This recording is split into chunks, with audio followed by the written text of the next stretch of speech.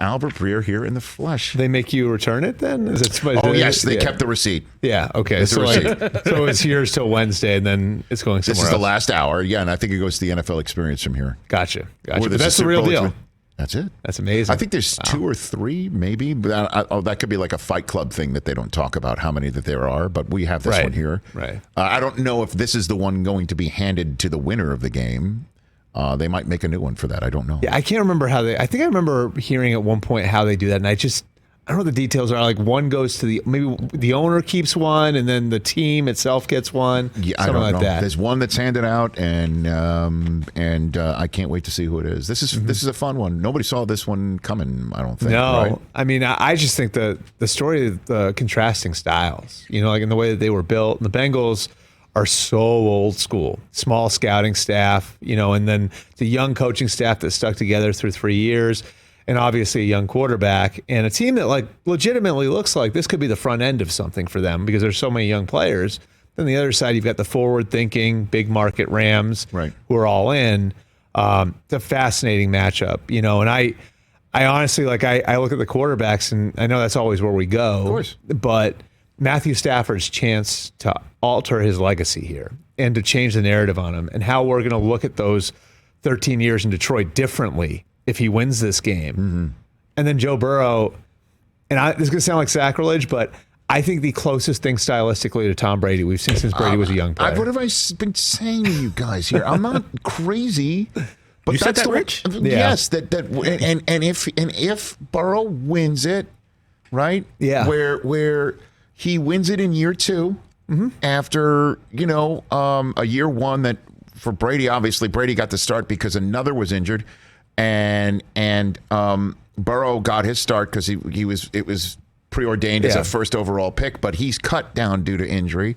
And then in year 2, if he wins it, including a playoff game against the Raiders, where there was an inadvertent whistle, and this one, and we were talking about an officiating decision, right? Yeah.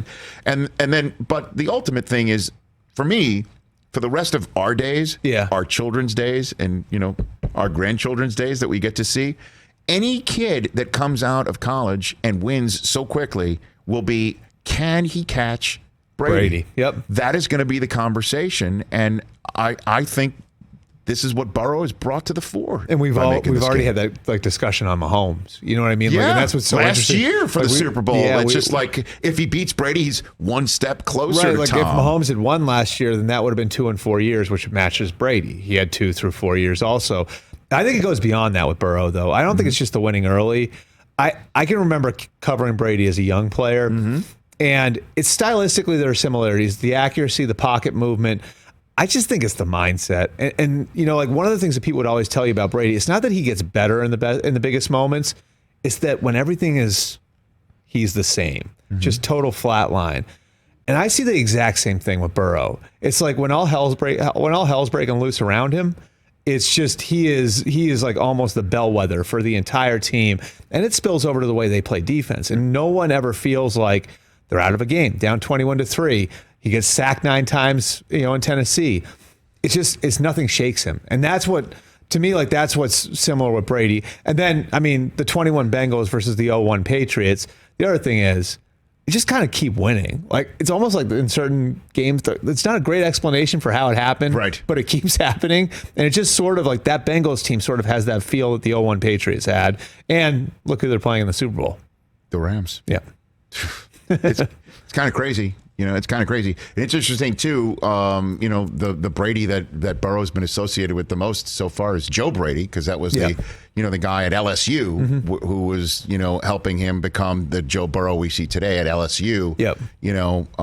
With Coach O being the coach at LSU, who gave him a shot at LSU. We're going to go there, right? Well, I'm just stop the clock at 11:06. He's got a degree in the same place I'm just talking about the facts of where he. I graduated from the same school he did. Do you have the sound, Brockman, of do we have the sound somewhere of Joe Burrow saying it himself? He's still a Buckeye. They say he's still a Buckeye. Yeah. I heard that. Yeah. I heard that. I mean, we go down the list. I mean, Sam Hubbard plays for the Bengals. Von Bell plays for the Bengals. There are a lot of Buckeyes that are going to be out there on Sunday. Very good. I mean, Jordan Fuller, captain of the Rams, not going to play on Sunday, but also another Buckeye on the other team. Captains on both sides from Ohio State. I saw the other day we had this conversation when you were on, when we talked about Harbaugh, and you retweeted, I'm not in charge of editing. I don't tell my, I don't tell Sean Mitchell, who's fantastic at cutting up this show 50 million different ways on literally 5 minutes time. He's amazing. And you're like, but okay, this guy edited it out on the floor. That we didn't talk about how many gold pants Joe has. All right. 3 sets. 3 sets of gold pants. Okay. Now, moving on. This is not making air. Let's talk about Kyler Murray. Yep. Because, and I started the show by saying Burrow has already done what you want a number one pick to do. Yeah. Get you to the Super Bowl, change the culture, change it all the way around. And we're still waiting for Murray to win his first playoff game. And it's not as if he hasn't been surrounded, right? Okay, in the same way that we see Chase and Higgins and Boyd and Mixon. We have DeAndre and AJ formerly of the Bengals, right? Yep. And so on and so forth. What is up with Kyler Murray? Well, two things. I think the one is like that I think players are going to be less afraid to push their way out. And I'm not saying Kyler is, but I think that's one thing that's like very clear now. And we've seen that. And there are different ways to do it. Like the two guys in the Rams, Jalen Ramsey and Matthew Stafford, went about it very different ways. Correct. But they both got out, right? And so, like, I think that exists. Like, the guys view that as a viable option, even if you're the quarterback, because it used to be sacrilege for a quarterback to do that. The second thing is the way the season ended, I think, left a mark there. And I can tell you, like, things were very uncomfortable in that building that week. The next day, they had the sort of personnel meeting that every team has at the end of the year. Leading up to the playoff game? After the playoff game. The days after the playoff game. So the day after the season ended, they had a personnel meeting where, all the coaches, every team does this. Coaches, scouts come in, and they all talk about, like, okay, like, here's what we're going to do here and here and here to set up the offseason. That was abruptly canceled. For a couple days after that, no one got word on what was going to happen with Cliff. It was just a lot of people were left like hanging in the balance. Kyler's very close with Cliff, of course. And you sort of wonder if Kyler sees this as, oh my God, are we going into a situation where the organization could be destabilized after this year? By firing the coach? Or something? And because of the way the season ended and because things were so uncomfortable there, I know for some people in that building, and I don't know about Kyler specifically, but there were some people that walked away from that thinking, like, what's the owner going to do next? Okay. And again, like, it may be that Cliff Kingsbury, who I think has done a good job there on balance for the first 3 years, took over one of the worst rosters in football. They're in the playoffs 3 years later. He did a good job getting them there. I just feel like there was a little uneasiness throughout that organization in the days after the season. I think that left a mark with some people. And so you do wonder, Kyler's at this point in his career now, he's played 3 years, he's eligible for a new contract. And you go down the list of guys who got paid after 3 years, most of the big ones did. Josh Allen did, Deshaun Watson did, Patrick Mahomes did, Carson Wentz did, Jared Goff did. Are they going to pay him this offseason? And you saw, like, the Browns chose not to do that with Baker after last year, right? How awkward was it this year? Pretty awkward, right? Like, seems like it. I mean, it certainly seems like it. So, all right. So you're saying that the way that things were maybe up in the air in regards to Kingsbury, and Kyler's a Kingsbury guy. Yeah. And so he's thinking, like, what if they're going to fire the coach? I want to get paid. It's just, so is it about money or is it about? I think it, like, and this is me speculating, putting pieces together, but like, I just think that there's enough there where, like, there was enough going on with it being eligible for a contract. The fact that his, the coach who brought him in, I don't know if they take Kyler Murray first overall if Cliff Kingsbury's not the coach. I think you'd agree with that. Like, that might have happened because they'd just taken Josh Rosen the year before. I think it's like all these things play into it. Kyler can be a little up and down too. Like, he can be a little moody too. So, like, I certainly think that there's some stuff that they're, at the very least, there's going to be some stuff they're going to have to work out with Kyler. And don't forget, like, I'm not saying it's going to happen, but Kyler also has an escape hatch a lot of other people don't have. Well, not until, unless he wants to play in Japan.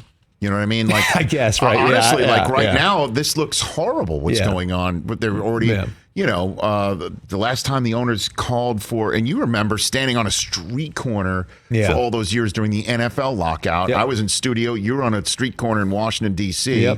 We're talking to each other all the time. when owners call up and say we want a federal mediator. Yeah, that's bad you're news. You're hitting the nuclear button. Yeah. So that's where things are right there. So I just why in all the speculation that we're talking about does Kyler make it public?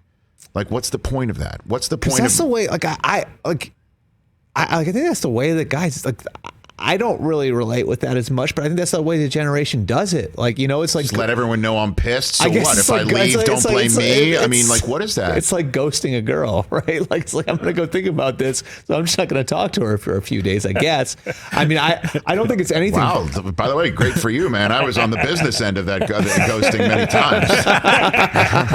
It's an interesting way you phrase it. I'd phrase it differently.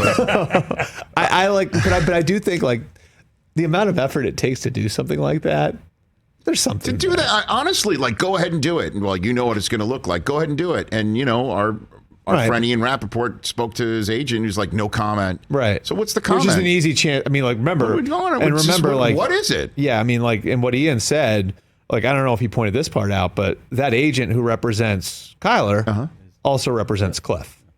So, I mean, he'd have both ends of it. But you got to know that the no comment just keeps this.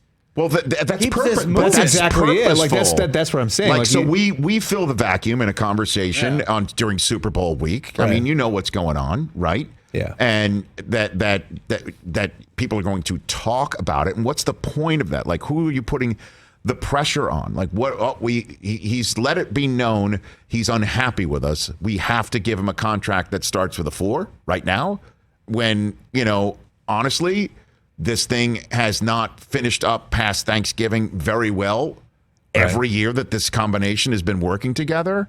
And this team no-showed in the building of the Super Bowl. I was there that night. It wasn't even close. That thing was Kyler didn't play well either. It was, I mean, there was one play where he was remarkable in escaping the marauding defensive line at him, and he made some throw on the run that almost hit, I forget which receiver. I think it was Christian Kirk streaming down the field. Yeah. Almost hit him on the run. And if he'd hit him right there, that was a touchdown, and things might have been different, maybe.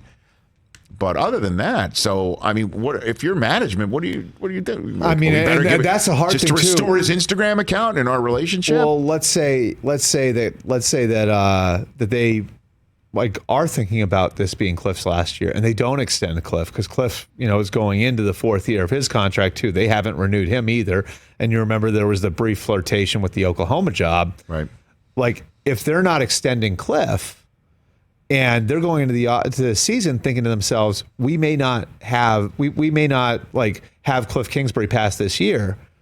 It's like tough to pay Kyler then, isn't it? Because if you pay Kyler now, then whoever the next coach coming in, like whoever that is going to be saddled with Kyler's contract. I don't know, maybe saddled. Saddled's the wrong word, but you know what I mean. It's saddled if he's not that good. He's a unique type of quarterback, no question, though, who I don't think fits for everybody. You know what I'm saying? Like, yes. So, like, I think if you like, part of it is like if there are 8 or 9 openings again next year, and you're the Cardinals and you want to attract the very best coach, like the best situation is to give him Kyler Murray, but give him Kyler Murray with some options. Like, give him Kyler Murray and say, we haven't paid him yet, so we got to work through that. If you really like him, great. If not, like, maybe we go into the 5th year option with him, rather than like every coach who comes in has to be married, not dating, because if you pay him that much, married to Kyler Murray.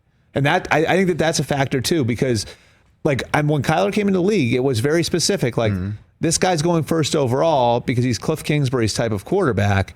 Are you guaranteed that the next guy who you might like out there is going to feel the same way about him? Last one for you, Albert Breer, before I send you into this good Wednesday. I'm going to do what's more likely, Chris. I'm sorry to steal your thunder here. That's okay. But I'm going to give a third option. What's more likely? Rodgers back with Green Bay, Brady back with Tampa, or neither? Rodgers back with Green Bay. I think if Brady comes back, it's with another team. Oh, okay. I like it. All right. I think that there's some you have level. The floor, Albert. I think there was some level of, and I think Brady loves the guys he worked with. Okay, like loves Jason Light, loves Bruce Arians, loves Byron Leftwich. I do think that there were little things that frustrated him there, and having come from as tight an operation as he came from for 20 years, that's perfect situationally, that knows how to handle everything, that is so buttoned down and businesslike. I mean, I think that there were things as far as the way, I mean, like from in-game things to like the handling of the Antonio Brown situation that I think over time started to get to him a little bit. And so I don't think he's coming back as a Tampa Bay Buccaneer.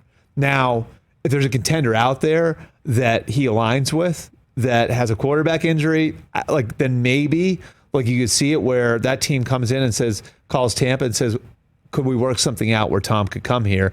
And maybe Tampa would accommodate that. I think the big thing to keep in mind here, I think Brady has been, this is my perception of it, but I think Brady's been fearful of what this is going to be like because he's such a competitive person and he's had that competitive outlet for so long that like he doesn't know how he's going to feel in 3 months. He doesn't know how he's going to feel in 6 months. So I think that's why he leaves that door open with Jim Gray. And, you know, I don't think he goes back to Tampa because I think that team's going to look markedly different too. I think that's another piece of the puzzle because now that they're off, now that Brady's not there anymore, I think that they're going to retool some things. I mean, I do think that frustration was there, but if there's a bona fide contender that, like, say San Francisco is 5-0 and say Trey Lance gets hurt, and I'm not wishing injury on anybody, obviously, but just hypothetically. No, I got it. Yeah. Yeah, like, I hear you. Would that be a nice capstone? Would that be a nice capstone on his career? All right, let's just go the one step further. Is it possible, since, as you know, although I'm hearing his agent is like getting out of the business now, right? Selling or something like Don Yee, because he's like, if Brady's gone, like he always said, when Brady leaves, I'm leaving and things like that. So I'm just wondering though, is it possible that this was part of a plan to say I'm going to retire? Like Brett Favre with the Jets. And then leave the door open to let everyone know I'm still available potentially for the right thing because he didn't want to stick with Tampa anymore because he saw the way things were going. Is that possible that this is a plan? Because, so many, that's the one thing that doesn't compute on all of this is somebody who's so meticulous and has been so terrific and so meticulous that the whole retirement thing has just been a head scratcher from the way that it was either leaked and out there and then not immediately, well, if it's out there, then here comes the Instagram and Twitter, right? And then having your shot on your own podcast, which would have been the most downloaded podcast, period, all week. Passing that up, then tweeting and Instagramming out your retirement. And then 6 days later, giving the never say never. Is what you're saying. Unless it's particularly so on purpose. Well, I mean, I know this is crazy, but I'm just throwing it out here. And look at Tampa's free agent list, right? It's vast. It's unbelievable. I mean, it's remarkable he kept it together for one more year. I mean, Leonard Fournette, Carlton Davis, Chris Godwin, Ryan Jensen, Alex Kappa, Jason Pierre-Paul, and Ndamukong Suh. It is an enormous list. They've only got $20 million to spend. I don't think that, I don't know if Brady planned this, but if there's a way to convince Tampa to move on from you, it would be after they get through all of that, right? Because 5 or 6 months from now, maybe Brady, plans are made. If they decide, we have to tear this thing down a little bit, we'll take our medicine from a cap standpoint this year, and now they've got a lesser team in 6 months. Do they want Brady back? And one thing you know for sure, what Brady's going to do between now and then is not, let himself go. You know what I mean? That's the most interesting part of it, though. You might have 1.5 cheat days. I don't know, man. I'm in my 40s. I'm in my 40s now. My knees hurt when I walk up the stairs, so I can't imagine what it takes, like a 45-year-old guy, to be ready to play professional football. Is he still going to be out there with the resistance bands in April? We take that for granted. We so take that for granted. Oh, yeah, it's Alex Guerrero, so I'm sure he'll be ready. Albert Breer, thanks for the time, sir. Awesome. Always great to be here. I'll have you on next week if you're up for calling in about what we're seeing on Sunday. You got it. We'll be in India in, 2 weeks? Yes, we will, and I'll see you there as well. Check out this man's work, the MMQB, and on Sports Illustrated as well. Hey, you watched all the way to the end. Thanks for that. Watch more right here.